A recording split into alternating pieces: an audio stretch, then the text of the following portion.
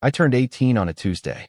No party, no cake, no candles. Just a weird, quiet dinner where my parents kept exchanging glances like they were waiting for something to explode. I remember the mashed potatoes were lumpy and cold, and the chicken was dry. I sat there, pushing food around my plate, wondering if maybe they had some kind of surprise planned. They didn't. After dinner, my mom cleared her throat and said, "Lucas, can you come sit in the living room? We need to talk." My dad was already seated in his usual recliner, legs crossed, arms folded. That look on his face, the one where he tries to look serious but ends up looking like he's trying too hard, was already setting off alarm bells in my head. I sat down across from them, thinking for a split second that maybe they were going to tell me they were proud. Maybe even something cheesy like, "You're a man now." I'd been working part-time at a local hardware store since I was 16, keeping my grades decent, and even got into a state university with a partial scholarship. I didn't expect fireworks, but I also didn't expect what came next. "We just want to be honest with you," my mom began. Her voice was calm, rehearsed. "We never really saved up anything for your college." I blinked, trying to process. Before I could even react, my dad jumped in, like he couldn't hold it in anymore. "It's not that we didn't want to," he said, leaning forward. "It's just, well, we honestly didn't think you'd actually go, or amount to much." I laughed, not because it was funny, because it was so jarring I thought maybe they were joking. But they weren't. My mom just gave me this tired, almost pitying smile. "You were always kind of unfocused. You know, not like your brother." And there it was. My younger brother, Caleb. Golden boy, honor roll, private soccer lessons since age 6. I love him. I really do, but he's always been their favorite. When he turned 16, they threw him a surprise party with a shiny new car parked out front. He got a college fund. I got a pair of socks and a keychain that said, "Go get him." At the time, I shrugged it off. I figured they were waiting to help me when I actually got in somewhere. I figured they were just being careful. Turns out, they'd written me off years ago. I didn't yell. I didn't cry. I just sat there, nodding slowly, pretending it didn't sting like hell. "Okay," I said. "Thanks for telling me." I went back to my room, shut the door, and stared at the ceiling for what felt like hours. That night, I started applying for every scholarship and part-time job I could find. I picked up weekend shifts at a local diner, started doing odd jobs on campus bulletin boards, even tried tutoring younger kids for cash. I was determined to go to college, even if I had to crawl there. That was 6 months ago. I'm in my second semester now. I work 2 jobs, barely sleep, and sometimes I skip meals just to make rent. And yet, every few weeks, I get a text from my mom saying something like, "You've been really distant lately. Is everything okay?" Or worse, she'll send one of those guilt-trippy messages like, "We're still your family, Lucas. You can't ignore us forever." As if I owe them closeness after what they did. As if I'm the one pulling away for no reason. What really drives the knife deeper is how they keep bragging about Caleb's potential like it's a group project they're all invested in. He's not even sure if he wants to go to college. They gave him everything, and he's still trying to find himself. Meanwhile, I'm pulling 12-hour shifts and passing exams with barely enough energy to keep my eyes open.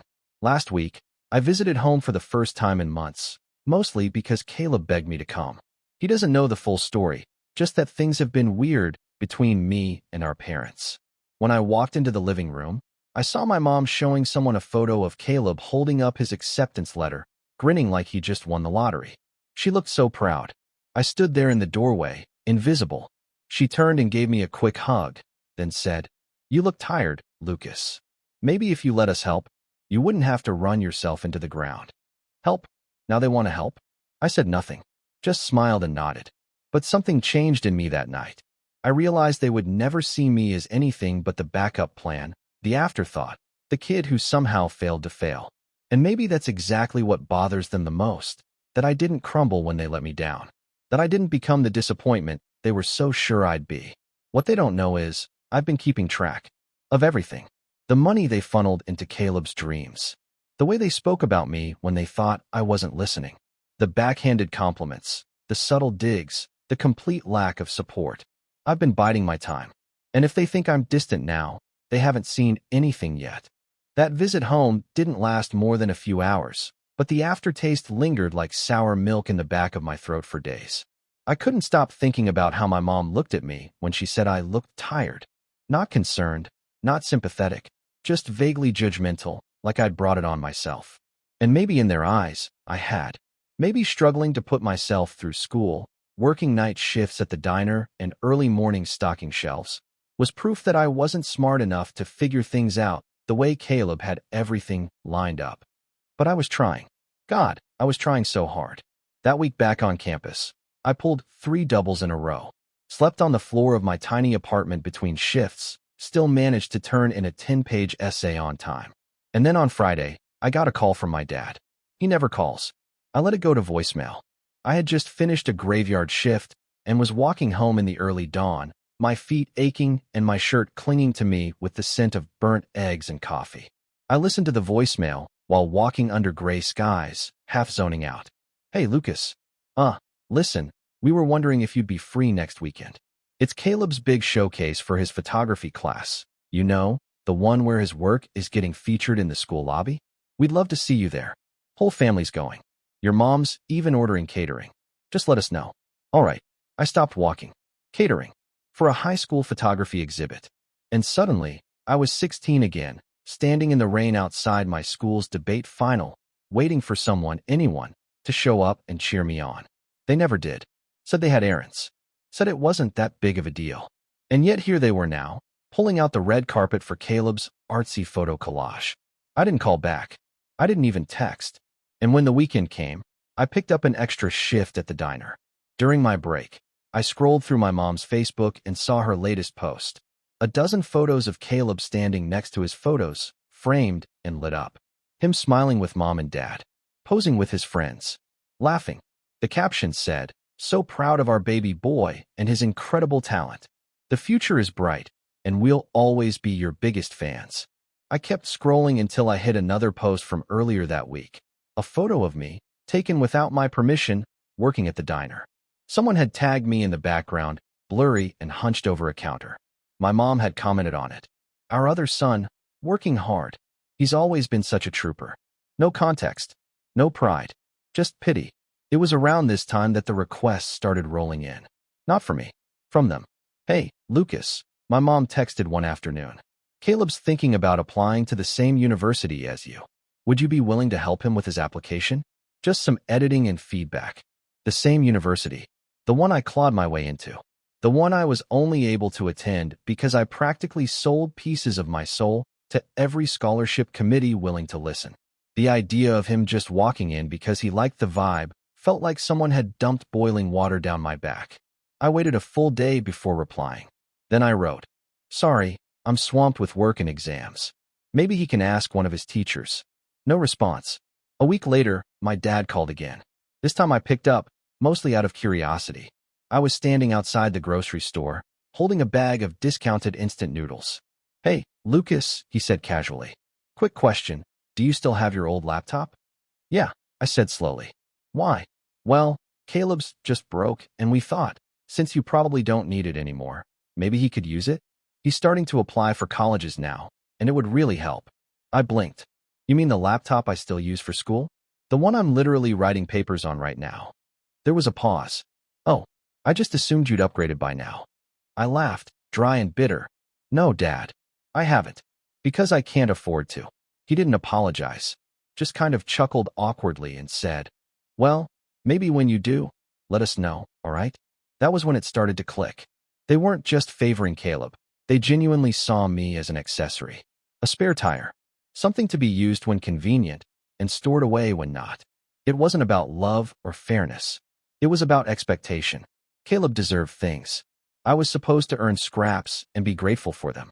A few days later, I got sick. Not like a little flu, really sick. Fever, sore throat, full body ache, the kind of thing that makes you think your organs are melting. I had to call out of work, which meant missing rent by about $40. I texted my mom, not to ask for help, but just out of desperation to feel human. I said, "I've been sick. Haven't slept. Can't work." She replied 3 hours later, "Oh no. Hope you feel better soon. Drink tea.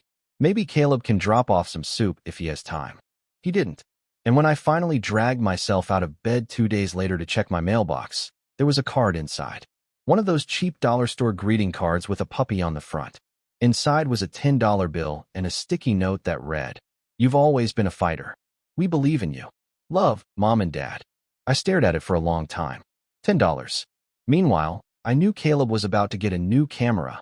Dad had mentioned it on Facebook. $1,000 DSLR because he had an eye for things. That was the breaking point. Not a shout, not a blow up. Just a quiet, seething realization I would never be enough for them. Not even close.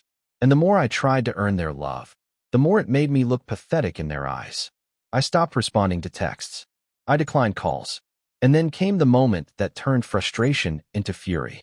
2 weeks later, I was on my way to work when I bumped into Caleb on campus. He looked surprised, but happy. Hey man, I didn't know you had class in this building. I told him I was actually on my way to work. He frowned. Still doing that diner thing? Still paying my own way? I said. He laughed like it was a joke. And then he said something I'll never forget. You know, Mom and Dad were actually going to help with your tuition at one point. But they thought it might make you complacent. Like, you'd stop trying. I froze. What? Yeah, he continued, oblivious. They said you needed to struggle a little to stay motivated. Like, if they handed you money, you'd just waste it. I stared at him. My own brother. Parroting back the logic that justified my suffering. He shrugged. Anyway, I gotta run. I've got a meeting with the student gallery director. They're thinking about giving me my own wall this spring. I didn't move. I just stood there, staring after him as he walked away. The world didn't blur, didn't shake. It just hollowed out. That was the moment I decided I was done playing along. Done pretending like the distance was unintentional. Done giving them any part of me that they hadn't already discarded. I didn't know what I would do yet, but I knew this wasn't over. Not by a long shot. I didn't go to work that day. I walked past the diner, past the student center, past everything, until I found a quiet spot behind the library and just sat down on the cold concrete. I don't even know how long I was there, an hour, maybe 2, staring at the cracks in the sidewalk, watching ants crawl around like they had somewhere to be.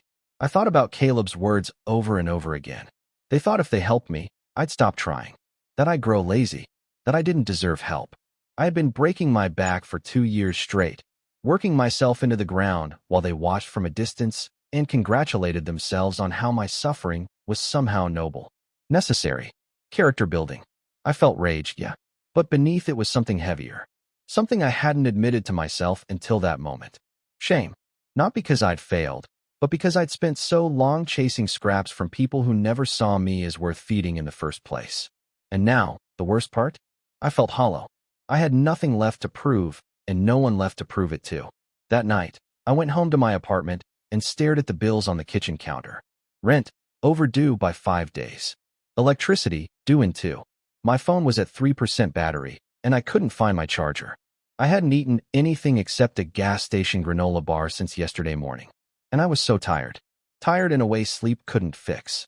Tired in my bones. I laid down on the floor because my bed was covered in clean laundry I hadn't folded. I pulled a hoodie over my face to block out the light from the hallway. And I just stopped. For 2 whole days. I didn't go to work. I missed class. I let my phone die. I didn't eat. I didn't shower.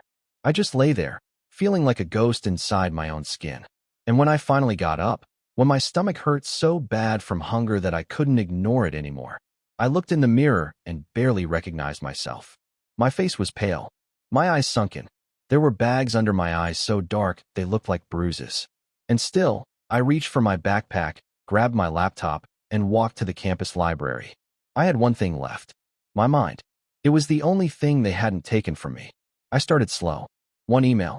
1 scholarship. 1 line on a resume. I applied for a campus tutoring job.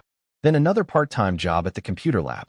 I went to the financial aid office and asked questions I should have asked a year ago. Found out about emergency grants I didn't know existed. I sold a few old books online. Even posted my notes from last semester's chemistry class on a study help site and started making $10 here and there when people downloaded them.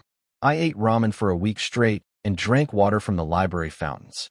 I went to bed with my coat on because I couldn't afford to turn on the heat. But I kept going. I started waking up early, not because I had energy, but because I needed time to work before classes. I'd take shifts at the computer lab from 6 a.m. to 9, then sprint to class. In the afternoons, I tutored high school students over Zoom, using the library's study pods for privacy. I even started helping a freshman with math in exchange for meals. He had a generous meal plan and didn't mind sharing if I helped him pass calc. And slowly, so slowly, I started to breathe again. There was this moment about a month later that I still think about. It was 7:45 a.m. and I was sitting at the computer lab desk, eating a banana I'd gotten from the tutoring center's free snack table.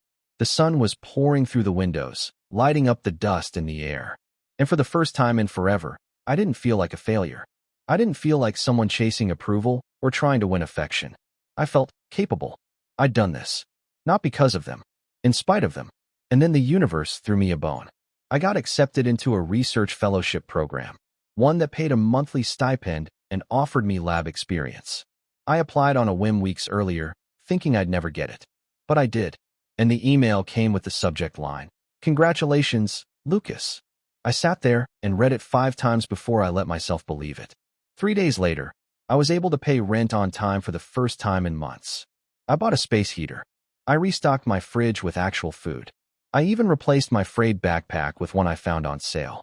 And then, in one impulsive act of self-care, I bought a cheap journal and started writing again, something I hadn't done since I was 15. It wasn't all sunshine after that, not by a long shot. I still had moments where I'd get bitter. I'd still see family photos online and feel that sting, like a wound I kept scratching. Caleb posted a video of his college decision reveal, and there they were again, Mom and Dad, clapping and crying and hugging him as he opened his acceptance letter. They bought him balloons, took him to dinner, made a whole slideshow about his accomplishments. The caption said, "One down, one to go," as if I was just background noise. But something inside me had changed. They didn't break me. They tried.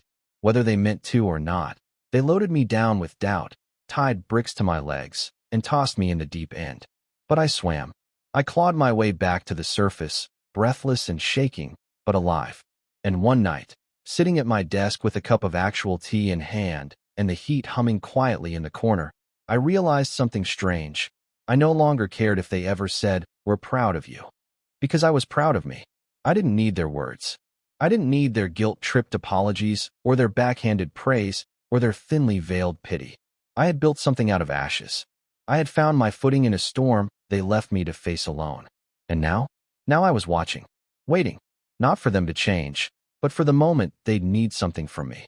Because I knew it would come. And when it did, I'd be ready. By the time spring rolled around, I had a routine that worked. I wasn't thriving yet, but I wasn't drowning either, and that alone felt like a kind of victory. The research fellowship gave me just enough stability to stop constantly fearing the next rent deadline. I had groceries in the fridge, a desk that didn't wobble anymore, and my own copy of the campus gym pass, which I'd won in a scholarship raffle. I still worked long hours, but I wasn't exhausted. I was driven, focused, and something else had started to grow alongside that drive. Clarity. It started with a single question, the kind that buzzed in the back of your mind when things go quiet. What would they do if the roles were reversed? I thought about that more than I'd admit. What would they do if I were the golden child and Caleb were scraping by? Would they have let him struggle like they let me? Would they have made him fight for every crumb of affection, every dollar of support? Or would they have thrown him a lifeline at the first sign of trouble? The answer wasn't hard to guess. They never expected me to win. They never even expected me to compete. And now that I was doing better than ever, there was this weird tension in the air whenever we talked. Because, yes, we still talked occasionally. Out of obligation more than anything. My mom would send little check-in texts. My dad would forward boring news articles he thought were relevant to my major. Caleb would send selfies from campus. But none of them ever asked real questions. None of them knew what I was doing. They assumed I was still floundering, still juggling plates with shaky hands. So I let them think that. At first, it was just easier that way. But slowly, it became strategic. I stopped posting on social media. I let my profile go dormant. When I got new achievements, another grant, a published research paper, a faculty recommendation, I didn't breathe a word. Not even to Caleb. Especially not to Caleb. Because around this time, Caleb started applying to my university. The same department. The same program. And that was when I knew the opportunity would come sooner than I thought. One afternoon, I was in the tutoring center when I overheard 2 faculty assistants talking about spring admissions. I wasn't trying to eavesdrop. I just recognized the name they mentioned. Caleb Monroe? I froze. I leaned slightly closer, pretending to organize folders on the nearby shelf. His portfolio's strong, but the writing sample? Yikes. Yeah, the other laughed. The photography's decent, but the essay was all over the place. A little entitled, if I'm being honest. They moved on to another applicant, but my ears were burning. That night, curiosity got the better of me. I logged into the student portal where peer review opportunities were sometimes listed and searched for Caleb's name. I didn't find his application, but I did find a research assistant listing he had applied for, the same one I'd been offered weeks earlier and turned down due to schedule conflicts. And here's where it gets wild. He used my name as a reference.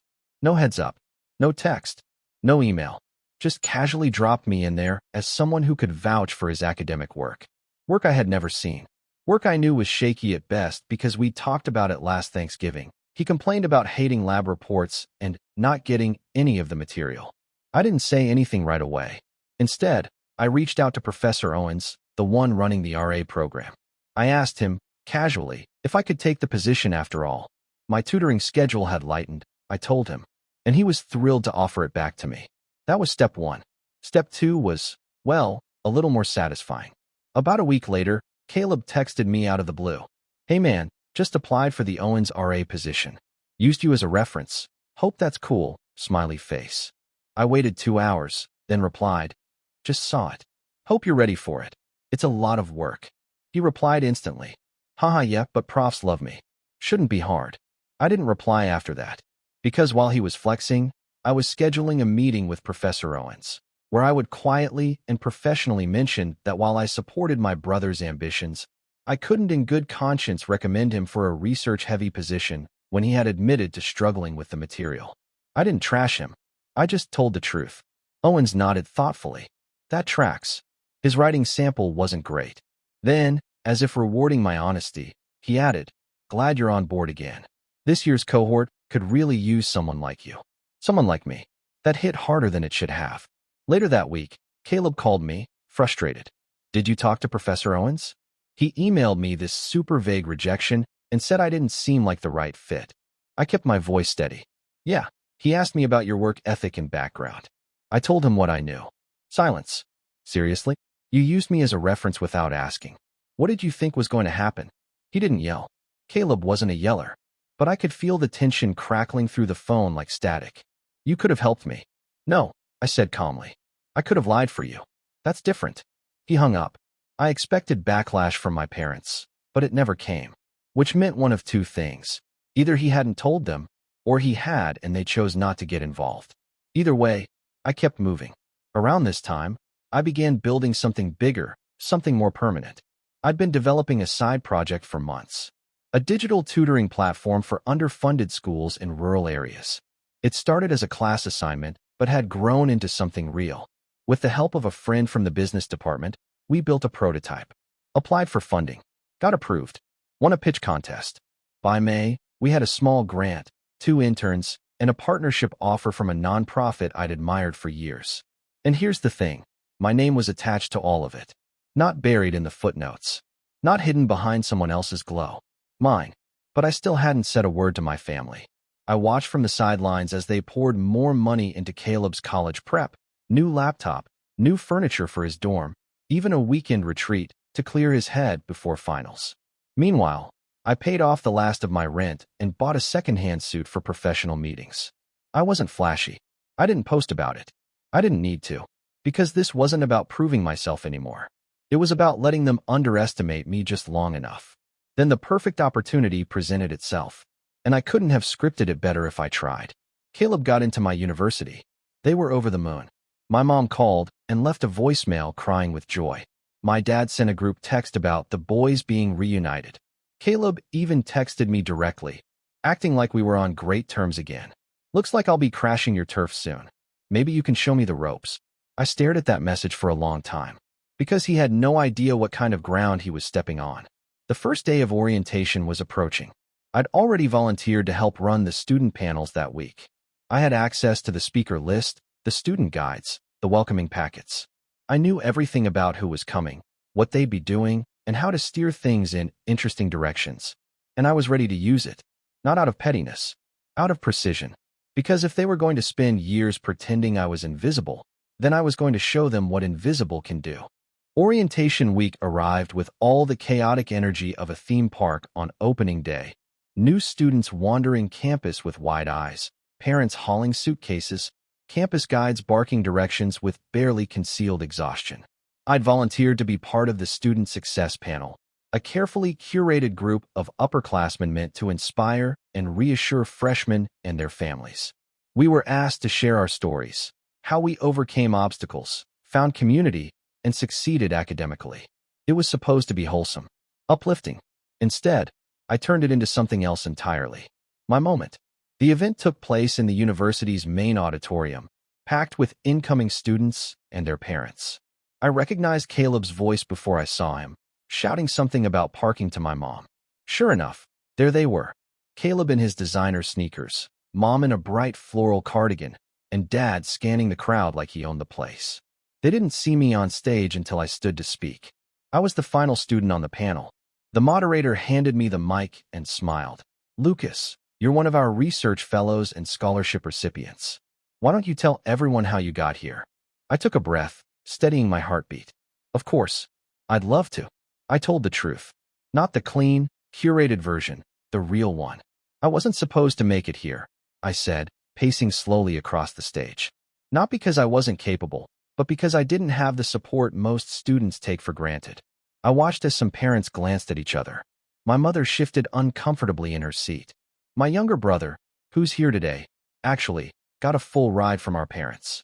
They bought him a car at 16, gave him a college fund, celebrated every win, big or small. I got a lecture on how they didn't think I'd ever amount to much. Gasps. A few chuckles of disbelief. I worked 2 jobs to get here. I lived off instant noodles and kept my grades up while barely sleeping. Not because I was special, because I had no other option. But the thing is, I paused, locking eyes with Caleb in the 4th row. Pressure either breaks you or sharpens you. I chose to get sharper. The moderator tried to gently nudge me back to a lighter tone, but I waved her off with a smile. Sorry, this is important. There are students in this audience right now who think they don't belong here, who were told they'd never be enough. I'm here to say that they're wrong. You do belong. You can thrive. And you don't need anyone's permission to prove it. The applause was awkward at first. Then it grew. My professors clapped. The faculty coordinator nodded. Even the moderator had to admit it was powerful. My parents sat stone-faced, completely blindsided. Caleb stared at the floor. And that was only the beginning. After the panel, parents and students mingled with the speakers. A few kids came up to shake my hand. One mother hugged me and whispered, "My son needed to hear that." Meanwhile, Caleb ghosted the crowd and disappeared somewhere behind the auditorium, probably hoping to avoid the fallout. But I wasn't done yet. I had one last card to play. That afternoon, a reception was held for families of students receiving academic honors or leadership positions. It was invitation only, and Caleb wasn't on the list. But I was.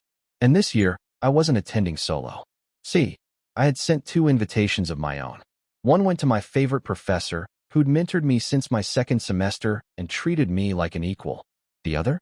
To Mr. Baines, the high school guidance counselor who once told me I wasn't competitive enough for college. He showed up, shocked, impressed, and graying at the temples. "Lucas," he said, shaking my hand. "I can't believe this. You look successful." "I am," I said plainly. "And I remember everything you said to me, by the way." He laughed nervously, but I just smiled and walked away. My parents arrived late. I could tell from their expressions they weren't expecting the red carpet. They thought it would be some casual meet and greet, not a catered event with media booths, donors, and a slideshow featuring student achievements. And on that slideshow, on the largest screen in the room, was a slide that read, "Lucas Monroe, Research Fellow, Co-Founder, Equi-Tutor, funded by the Blake Foundation. Academic Excellence Award. Invited Speaker, Student Leadership Panel. First-generation college student." I watched my mother's mouth fall open as the slide cycled past.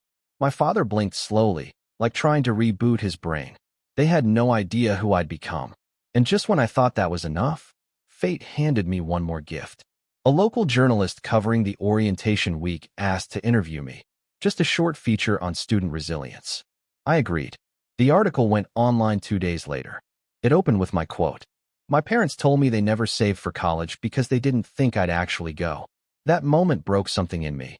but it also lit a fire. The piece went viral on campus. And by the end of the week, I got a message from Caleb. "You embarrassed the entire family. You didn't have to drag us through the mud like that." I replied, "I didn't name names. If they recognized themselves in my story, that's on them." He left me on read. A few days later, my mom tried calling. I let it ring. Then another message came through. "We're sorry if we ever made you feel lesser. That was never our intention." I didn't respond. I had nothing left to say. Because the truth is, I didn't do any of this for revenge, not really. That was just the fuel I needed to keep going when everything felt hopeless. The real victory was becoming someone I was proud of. I graduated a year later with honors. Got a job offer from a tech education nonprofit. Moved into a small apartment with hardwood floors and a view of the city. And when I sent out graduation announcements, I included a photo of me standing in front of the auditorium, in the same suit I wore the day of that panel. No note, no card, just the photo. My parents didn't reply, but I know they saw it. And that was enough. I built my future from the ground up, with no safety net, no cheering section, and no shortcuts. And now, every time I walk into a boardroom or speak to a struggling student, I carry that memory with me, not as a scar, but as proof that I was never the disappointment. They just couldn't see past their own expectations.